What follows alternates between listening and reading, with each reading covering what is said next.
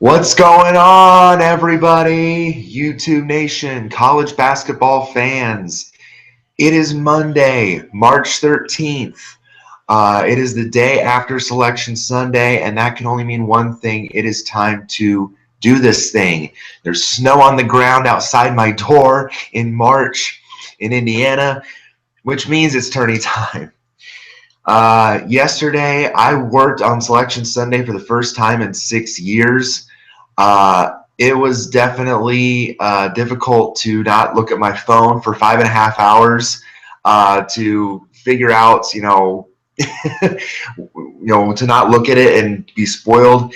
I watched the selection show late last night, and wow, I have to say, I got all the teams right for once. I could, in projecting, I couldn't believe that they had Illinois State and Syracuse out, which I did. But some of the seeding, I was the most stunned by. I was stunned by a lot of the seedings.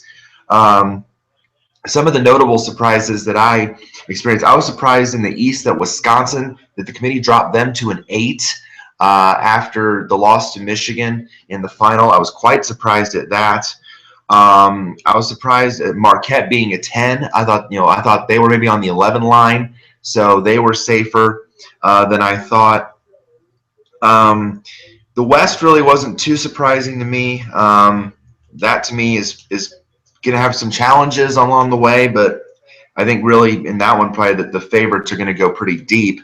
The Midwest to me is the most wide open. I think for me here, that's going to be the hardest one to pick because there's so many good teams in this region, especially some riding a lot of momentum after winning their conference tournament. So that one's going to be, I think, the most tricky. And then the South is very top heavy. The South to me is going to be very heavy. And again, I think the big surprise there was that Wichita State was a 10. I think a lot of people at Wichita State, I had them on the 8 line. I think a lot of people had Wichita State a lot higher. So I was quite surprised at that as well. But this is now where the fun starts. And I've said, this one is the one, the gut feeling bracket is usually one I'm the most confident in. I pick a ton of other brackets in Tournament Challenge based on metrics like the Ken Palm or the predictor, the Sagarin ratings, or, what have you, different things, or number of quality wins, road record. The bracket actually won for me last year was the one based on the road record, which was stunning. It had Villanova winning. So, but this one is the one I really try the hardest to get right. And last year didn't go so well. I don't know what I was thinking taking Utah. I don't know, looking back, why. I think I was just blinded by the fact that I watched Utah so much and I watched total play, and I guess I got blinded by that. So I'm going to try to be a lot more careful on this one. So here we go. Let's dive right into this. All right, let's start with the first four. Kansas State and Wake Forest. I had both these teams in the field. I think based on how they had played of late, I think both were good enough. But Kansas State has really impressed me, especially down the stretch, playing in a very tough Big 12. Certainly Wake Forest playing in the ACC. The ACC has been very, very strong as well. I'm seeing a lot of the metrics, though, like Kansas State in this game, and I think that's kind of a big reason why I'll take them here. Cross that out down there. The playing game in the East, Mount St. Mary's in New Orleans. I will take the Privateers there. I watched New Orleans play in the Southland, or not Southland. Yeah, it might be South. No, New Orleans is, I think, South, something like that. But I watched them play in their tournament final, and they were very strong. And I think they'll come out of that game against Mount St. Mary's. NC Central, UC Davis, the other playing game, the 16 line in the Midwest. I will take NC Central there. NC Central has tournament experience. They've been here before, and they're a team that can really put up some points. And UC Davis really does not really score a lot of points. Their final in the Big West against UC Irvine was very low scoring. They only won like 50-47. They're not really a team that gets up and down the floor. They kind of have a slow pace of play. NC Central is a team that can get up and down the floor. So I will take them in that game.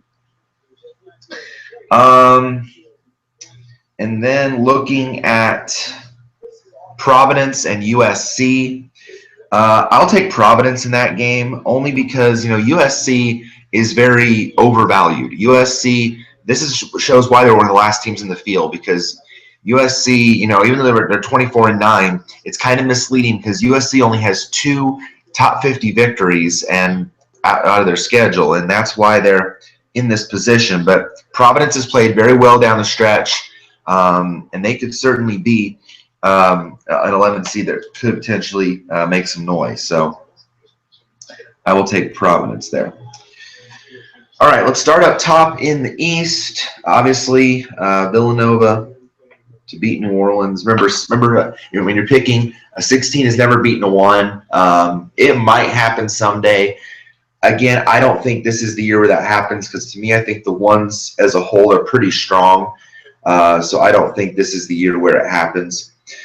Wisconsin and Virginia Tech. I will take Wisconsin here.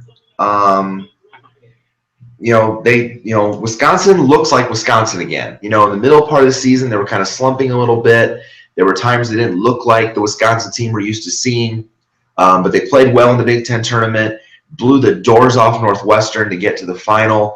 And then they played Michigan hard, but Michigan was just going on this amazing run.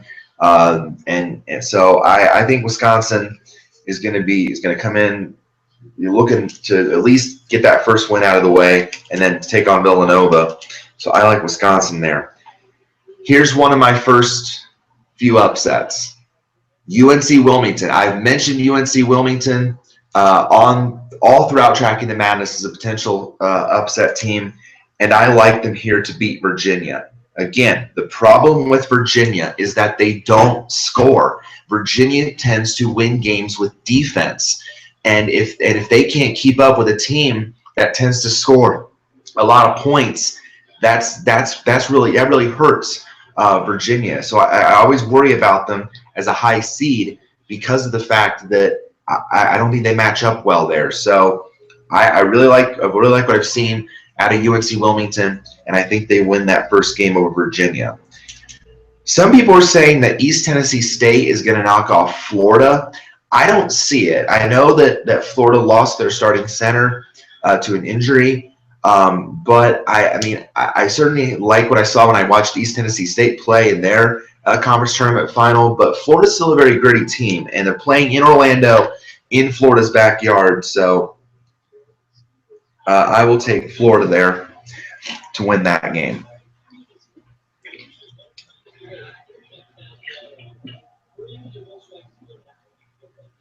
All right, bottom half of the East.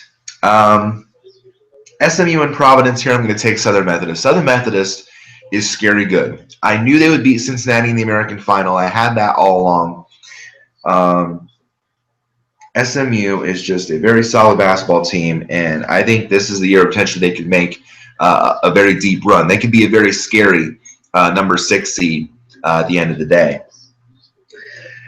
Baylor and New Mexico State. This one worries me a little bit because, again, Baylor as a high seed over the years has tended to kind of falter. Especially remember a couple years ago when Georgia State as a 14 seed knocked off Baylor as a 3. Now New Mexico State certainly out of the whack can put up points. So they might give Baylor a game, but I don't know if they'll win in the end. So I will take Baylor there, but I do very, very hesitantly. I just really worry about Baylor being a high seed. South Carolina and Marquette. I'm going to take Marquette in this game because every metric that I've seen has Marquette winning this game. South Carolina to me is just very hit or miss. I don't know really what to make of South Carolina. Excuse me. And Marquette has played well down the stretch. Marquette has played well of late. and I think they're going to really surprise some people in this game. So I will take Marquette there. And then obviously Duke, your ACC champs, I will take them to beat Troy, the surprise winner from the Sun Belt. Second round of the East here, I'll take Villanova to beat Wisconsin. Again, I'm sure Wisconsin will give them a game, but Nova in the end, too much talent up and down. Here, UNC Wilmington.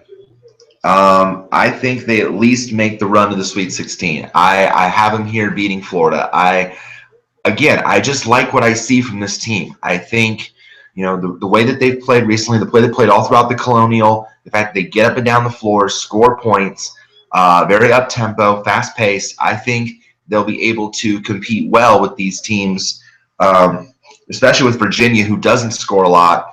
And then with a Florida team without its center, I think they'll be able to take advantage of that and get to the Sweet 16.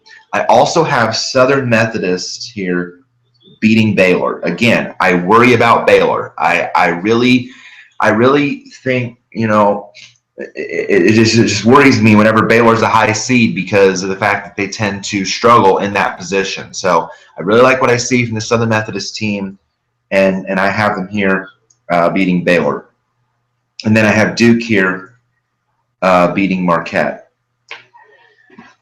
And then Villanova taking on UNC Wilmington. This could be potentially a very fun game, but in the end, I still think this Villanova team is just so – it could even be better than last year's team. And I know that's saying a lot, but, Villanova's just been ransacking the Big East this year. They've got talent still up and down. They still got Hart, who's a great player. So I have them there beating UNCW. And as tempted as I am to take Southern Methodist to beat Duke, I don't see it happening. Again, Duke is coming in with a lot of momentum because of the fact that they won the ACC tournament and they're playing at a high level right now. And as much as I would love to take Southern Methodist there, I don't think it's going to happen. So I will take Duke in that game. So 1 versus 2, and two teams that I really don't like. Two teams that I really don't like. And that's the thing about sports lately. Sports has really kicked me in the balls because a lot of teams have won championships that I don't like. And I have to be mad at my TV every time I watch a sports championship game because it's a team I don't like. It's the Patriots or it's that team up north from Chicago, the baseball team, or what have you. And it's like it's frustrating. And Villanova last year. So, but I hate Duke more than I hate Villanova. And again, so kick to the balls.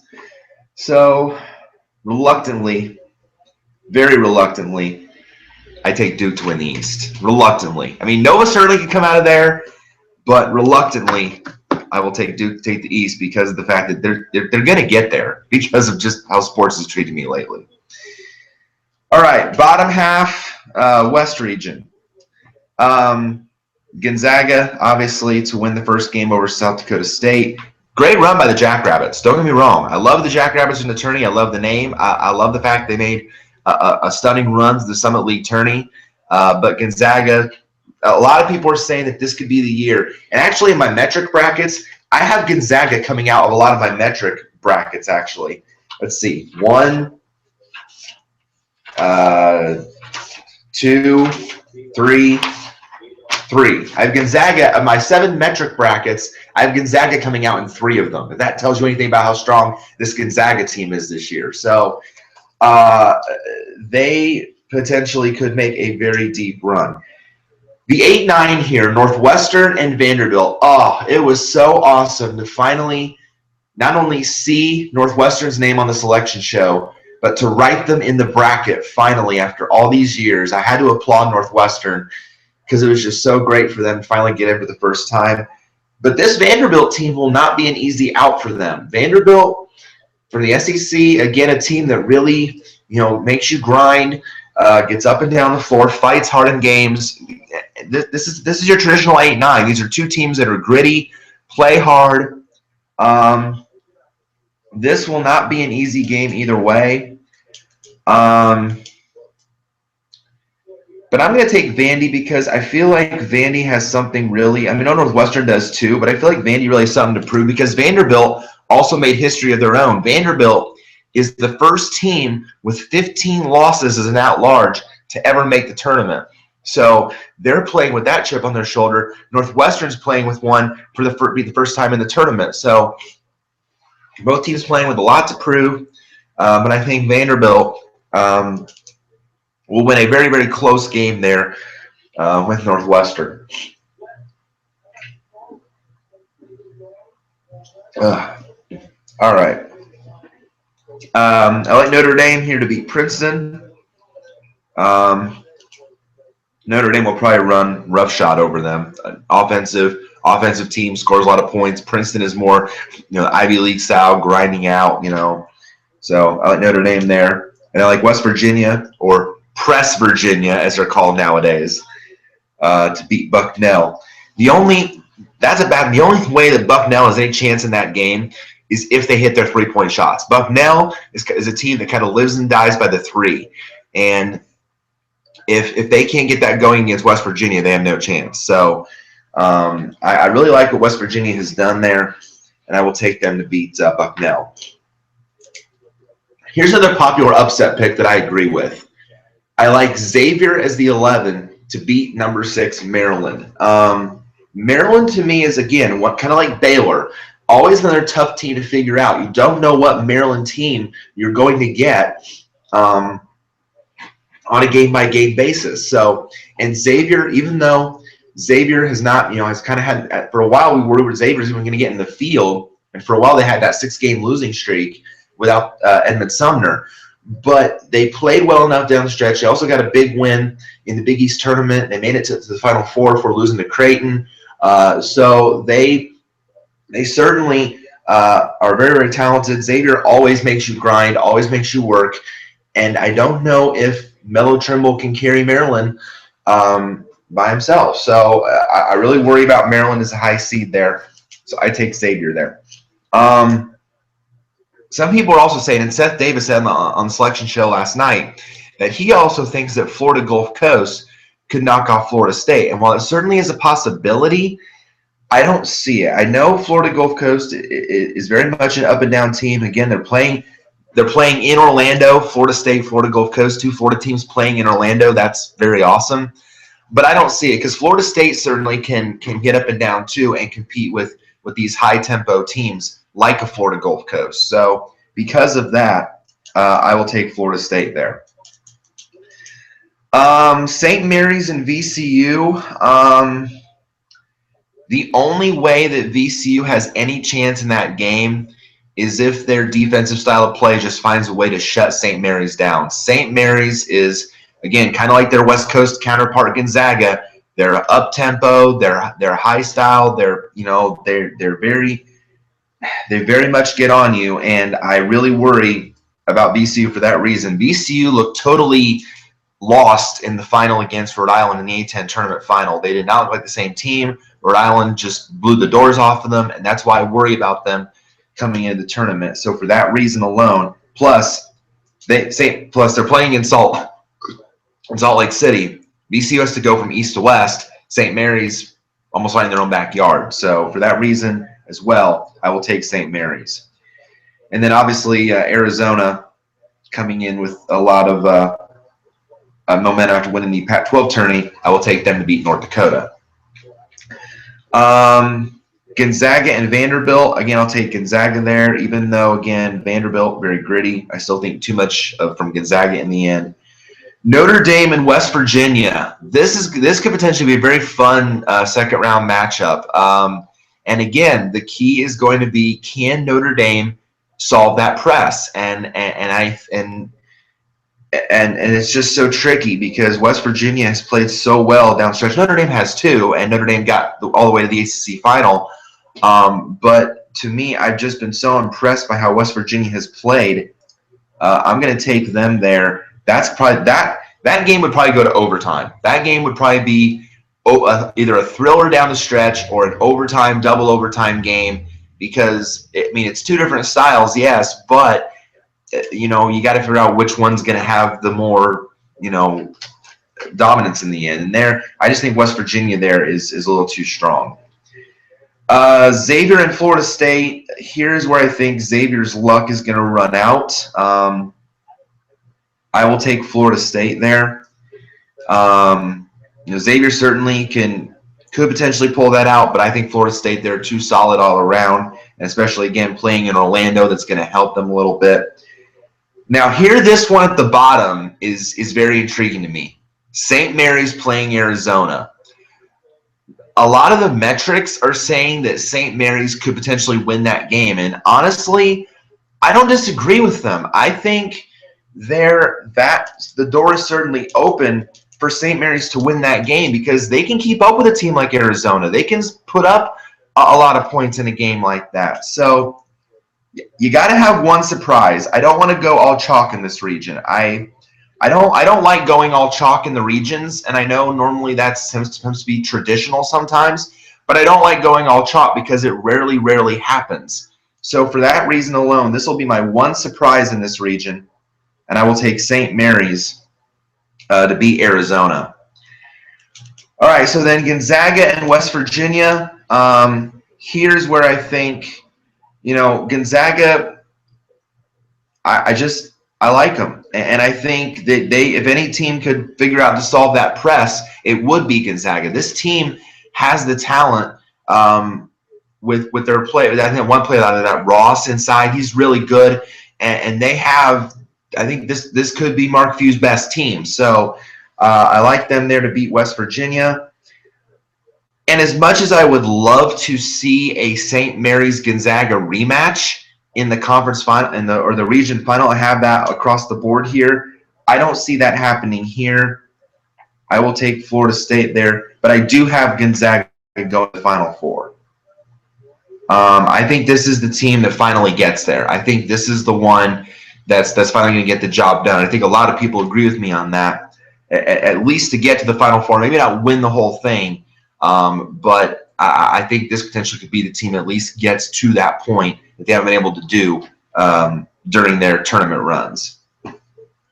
All right, upper half, Midwest region. This one's going to be the worst because to me, again, I mentioned in the open, this one is so wide open. There are so many good teams in this region. This is going to be the hardest one to pick. Well, obviously, Kansas is going to win the first game. I mean, against NC Central. Kansas. But here's the thing. I worry about Kansas because, to me, it seems like Kansas is the weakest number one. I didn't have them as the second overall one. I would have put Gonzaga or North Carolina ahead of them as a higher number one because, to me, Kansas crashed out in the quarterfinal of the Big 12 to TCU. They're limping into the tournament. They have so many off-court issues going on right now with the Josh Jackson suspension and the other players with I think there was like a domestic violence thing and an assault thing, and there's so many distractions that I worry about Kansas in this position. I really worry of how far they potentially could go. So I worry about them a bit. I would not have had them as the second overall one. I would have had them as the fourth because I just feel like they were kind of limping their way into the field a bit. Miami and Michigan State. This was the other mind blower. I was surprised that Michigan State was a 9. I thought that, I think the committee really valued Michigan State's quality wins here. I think they really valued, and maybe the same with Vanderbilt. I think they highly valued their 5, 6 top 50 wins because I thought Michigan State maybe would be like one of the last teams in the field or on the 10 line or something like that. But no, I see them as a 9, and I was just blown away by that. So. But playing Miami, that's not an easy matchup because Jim Larrañaga always has his teams ready to play, and that, as intriguing as a second-round matchup with Kansas and Michigan State would be, plus Michigan State, no Aaron Harris, and that to me is also a worry. So because of that, I will take Miami there.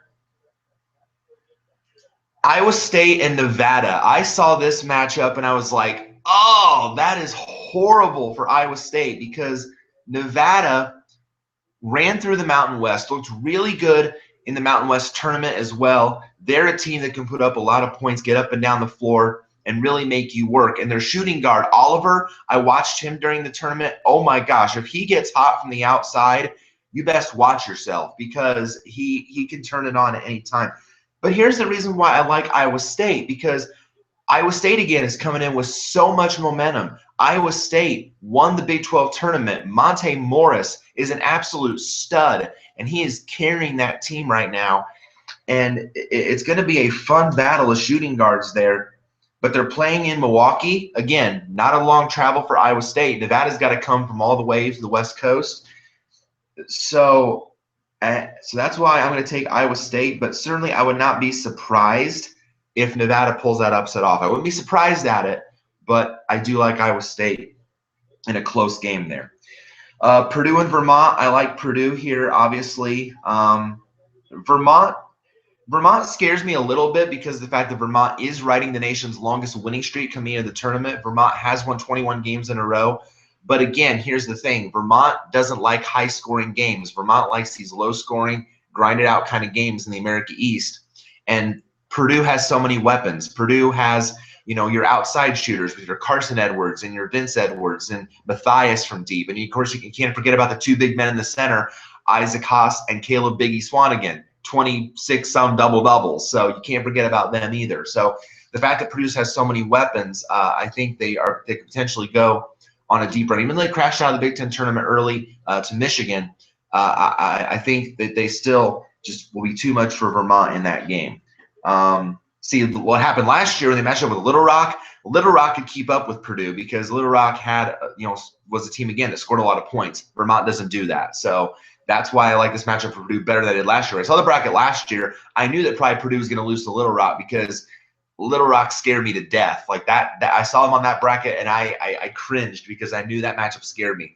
I wasn't as scared when I saw Vermont. I'm like, oh, okay, Vermont, yeah, long winning streak, but not much substance because they're a low-scoring team. So, and I don't think they can handle it. I don't think they can shut down all the weapons that Purdue has. So that's why I like Purdue there. Here comes another 11-6 upset. I like Rhode Island to beat Creighton.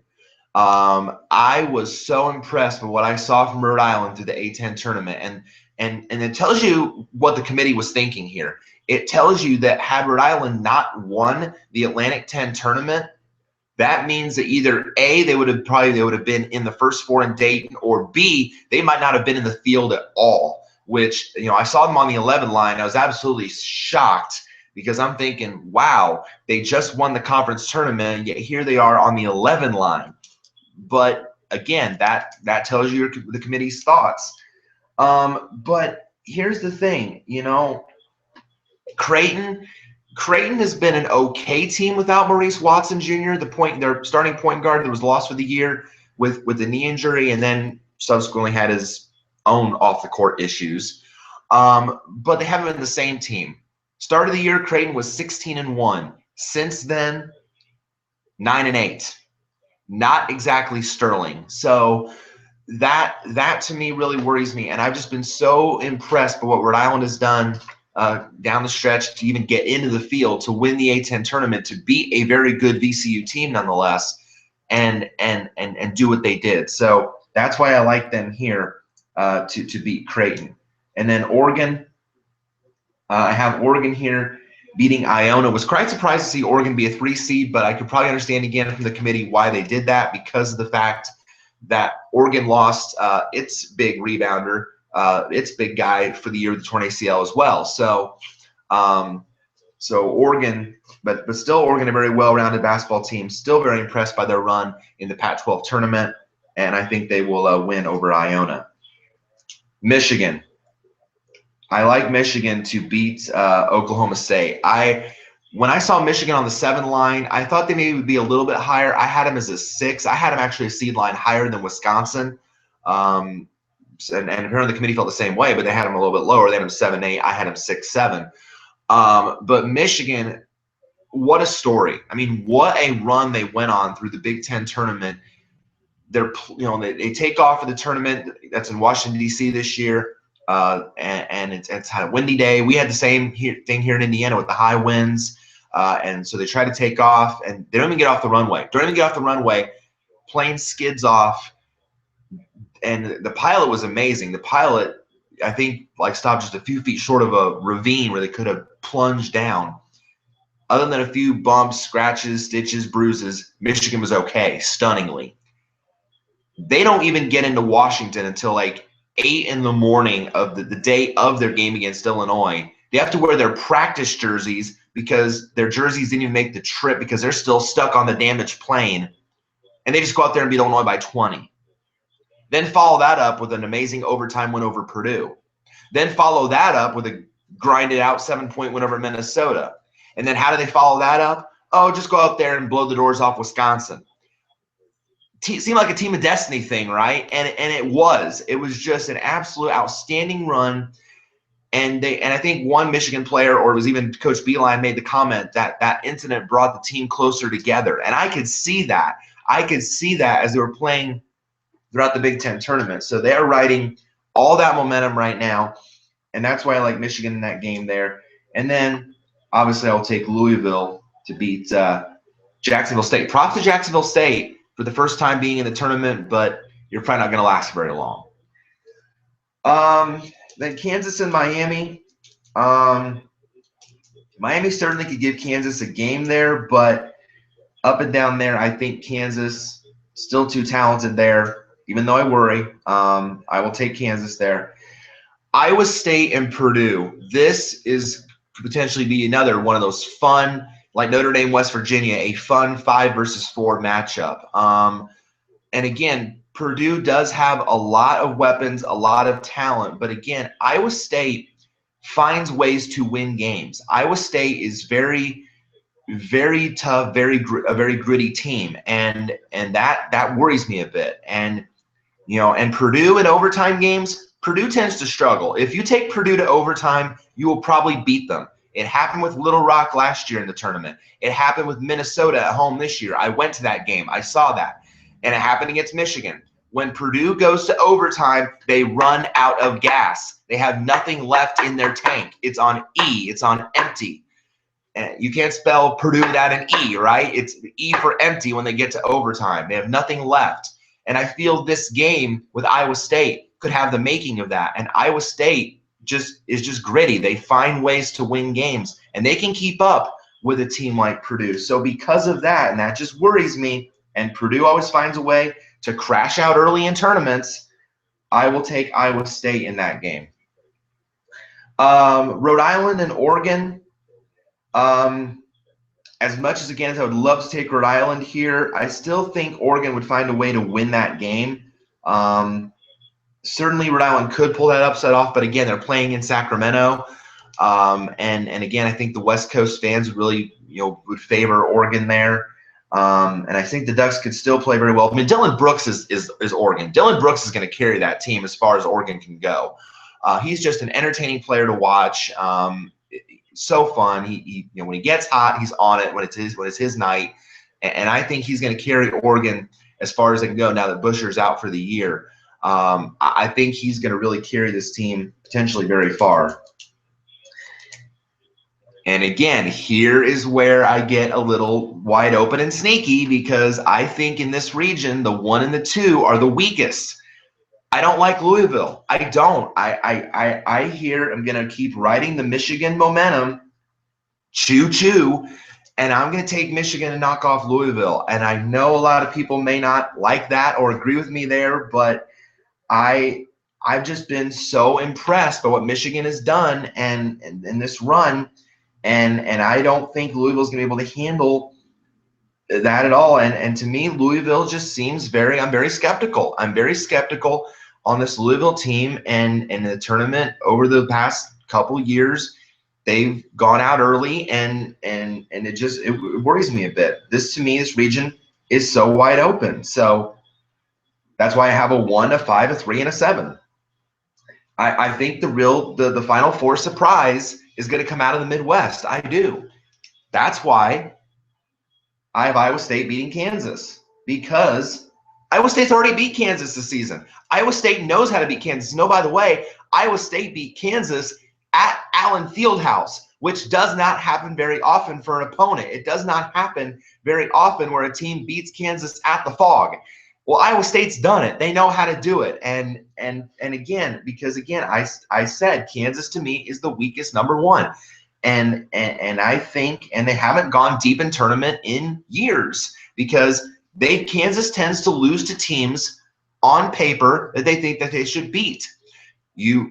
Should I say it again? Remember Bradley, remember Bucknell, remember Northern Iowa, remember TCU in the Big 12 tournament. They have no business losing to these teams, but then every time in the postseason, it's like fetal position, and they turn into this team that you don't recognize. And so that's what always worries me now about Kansas. So because of that reason, I'm going to take Iowa State. And then Oregon taking on Michigan. Here, wow. This would be a fun game because can Dylan Brooks beat Michigan by himself? This would be. And see, they're playing in Kansas City. Again, that would really favor the Michigan crowd. That would really fire them up and potentially take them very far. I'll keep riding the train. It'd be close. Oregon certainly would give Michigan a game, but I'll take Michigan there. And then final though, this is where I think is where the run ends. So gritty. I love gritty teams, and Iowa State is one of them. And I will take them there to beat Michigan to get to the Final Four. Then South region. This one here, I think, is the region that's top heavy. This one, there really aren't to me a lot of challenges to the favorites, but certainly the favorites could potentially here make very deep runs. So obviously, Carolina to beat Texas Southern. Again, got to applaud Texas Southern and the job that Mike Davis has done there with that Texas Southern program, always getting them back to the NCAA tournament. But you're a 16 seed, you're playing a 1, you're probably not going to win. Arkansas and Seton Hall in the 8-9. Very intriguing game here, but I'm going to take Seton Hall here. Arkansas certainly is a very good basketball team. But Kentucky blew the doors off them in the SEC final. And Seton Hall playing in that very tough Big East, I think that prepares them for teams like Arkansas. And Seton Hall has played very well down the stretch. So because of that, that's why I like them in this game. Another tough 5-12 game, Minnesota and Middle Tennessee. I have said on here, again, all throughout Tracking the Madness, that Middle Tennessee is going to be a scary draw for anyone who plays them. And here's the thing. Middle Tennessee knows how to beat Big Ten teams. They just did it to Michigan State last year. And while no one's going to be sleeping on Middle Tennessee this year, Minnesota certainly isn't, Middle Tennessee can keep up and they can score. So that just worries me a bit. So because of that, I'm going to take Middle Tennessee there. I mean, certainly Minnesota could win that game, but I just like the way the Blue Raiders play, and they return a lot of players from that team that knocked off Michigan State. So keep that in mind. And then I have Butler beating Winthrop. Cincinnati and Kansas State. I will take Cincinnati there. That'll be a fun matchup. I like the way though Mick Cronin's team plays. I've watched Cincinnati a couple times this year, and I really like the way his team. Again, goes at it, grinds, works hard. They did lose to SMU in the American final, but they played a pretty tough game there. So I like Cincinnati there. UCLA is scary. UCLA is scary as a 3 seed with Lonzo Ball and his supporting cast. I will take them obviously to beat Kent State, who made a great run through the MAC tournament, beating Akron in the final. I will take UCLA there. Dayton and Wichita State. I got to take the Shockers. I have always been a fan of Wichita State. You guys know this. I think, again, the committee screwed up on this one. I think they're vastly overseeded as a 10. I had them on the 8 line. I thought they would be a lot higher. And the committee did them no favors again here in this region. Because you remember a couple years ago, Wichita State was undefeated and a #1 seed. Guess who they put in their region? Kentucky as an 8. And guess what? Kentucky beat them.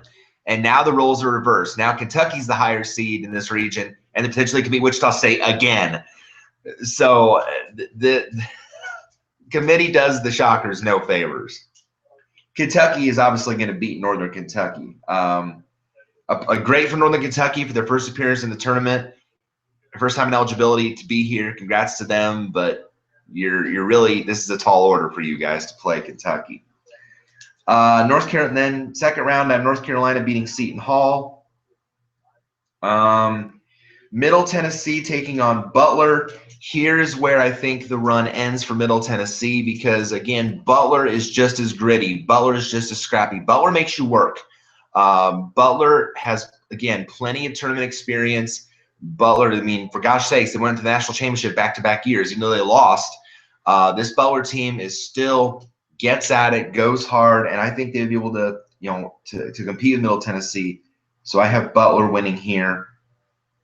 I have UCLA beating Cincinnati. That could potentially be an entertaining game, but again, UCLA, too much talent up and down, gets you up the floor and can just go off. So I like UCLA there. And this is the tough one. This is the tough one. Wichita State and Kentucky.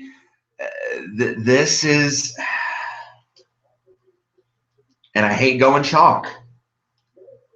I hate going chalk, but of any region that could probably go chalk, it seems like the South would be it because it's so top heavy. I hate it. I hate going chalk. And I hate Kentucky. And it seems like teams I hate would do well.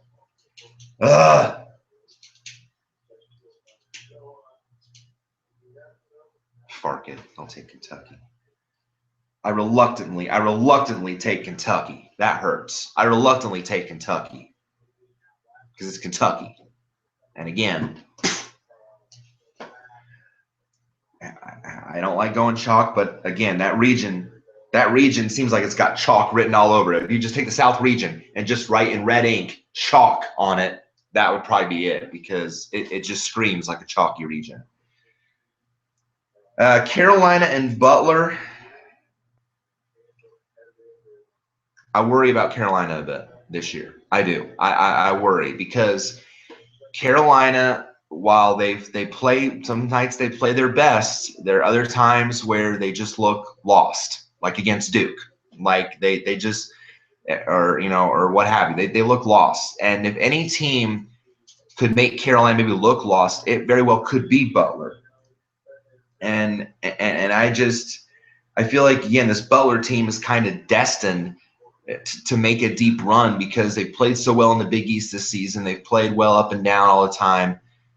And they just feel like, and again, with sports kicking me in the nuts, Carolina won't make the Final Four. Villanova already ripped out my heart last year with beating Carolina and that stupid shot they're showing over and over again. So because of that, Butler. Then UCLA and Kentucky. Gosh, I like UCLA. And I know, again, Pac-12 3 seed, he did it last year. I hate Kentucky. But because of that, what do I hate more? What do I hate the fact that, Utah haunts me in my dreams? Or, I hate Kentucky, don't pick them? What haunts me more? I'll take Kentucky.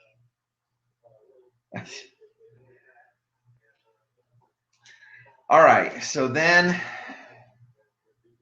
Butler and Kentucky. I'd love to pick Butler. I'd love to. I'd love to. But I feel like there's going to be two teams in the Final Four that I hate. And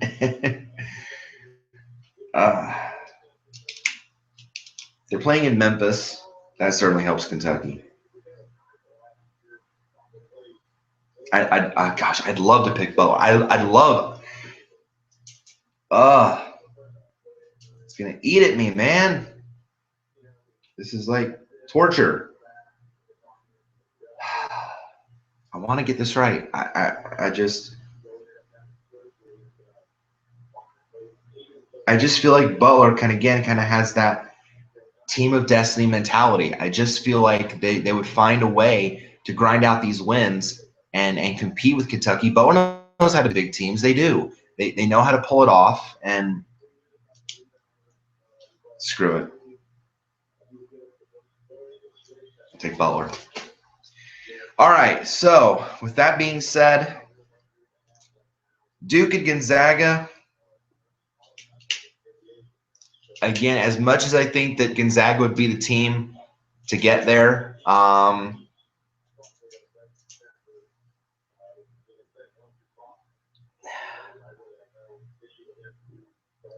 you know what? I can't do it. I can't resign myself to pick Duke just because of a team that I hate. I can't put him any further. I can't. I know that maybe what happens come turning time and a team that I hate wins it again, like a Duke, like a Kentucky, but I can't. I just feel, again, I kind of got this like, is this the year kind of mentality. It's kind of like, that team up north. It's kind of like, is this their time? And I think if anyone could compete with Duke, it is Gonzaga. So I will take Gonzaga there. But boy, that's going to be a game. That's going to be a real tough game right there. Then Iowa State and Butler. That's two teams that get after it. I mean, that's two teams that really get after the basketball, find ways to score. They have guys that really carry their teams.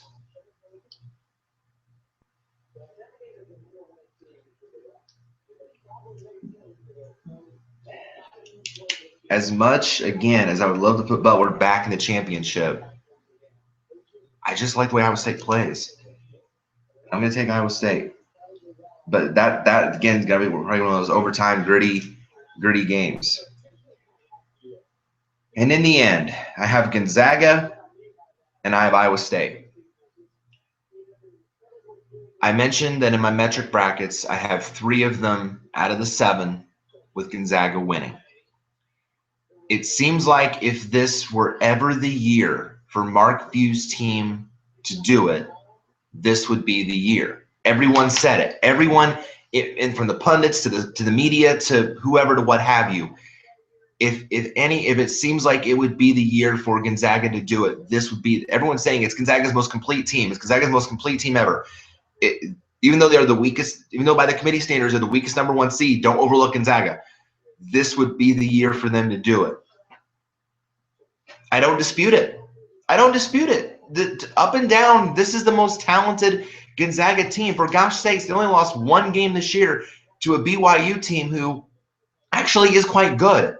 And I know that a lot of people will say, oh, the West Coast Conference, oh, it's weak. Well, Gonzaga also beat a lot of teams in the non-conference that are really good teams, by the way. Gonzaga does have 5 top 50 victories. They played a lot of teams out of conference and beat them. So don't tell me Gonzaga can't beat the big boys, because they can. So it's going to be 4 out of 8. I think Gonzaga is going to get it done. I really do. I think this could be their time. And even when I entered in my projections in a simulator where it was 1,000 to 1 simulators, when I put my projections in, who they have winning? Gonzaga. Fate, destiny, I Illuminati, I don't know, but the things kind of seem to line up. So, and if I had to pick a score here, because you have to on Tournament Challenge, I will say could be high scoring. I'll say Gonzaga 76, Iowa State 70. That's what I'll go with.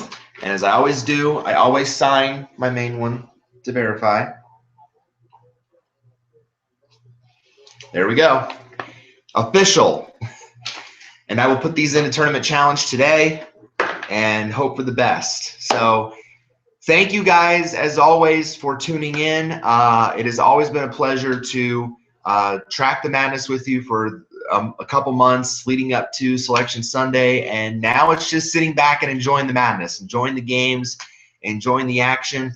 As always, if you want to, you can share your picks down below in the comment box. I'd love to see who you have in your Final Four. Who's your pick to win it all? How many brackets do you play on Tournament Challenge? What's your method on your other brackets that you play? If you don't use just a gut feeling bracket, you go play other ones. What do you use as well?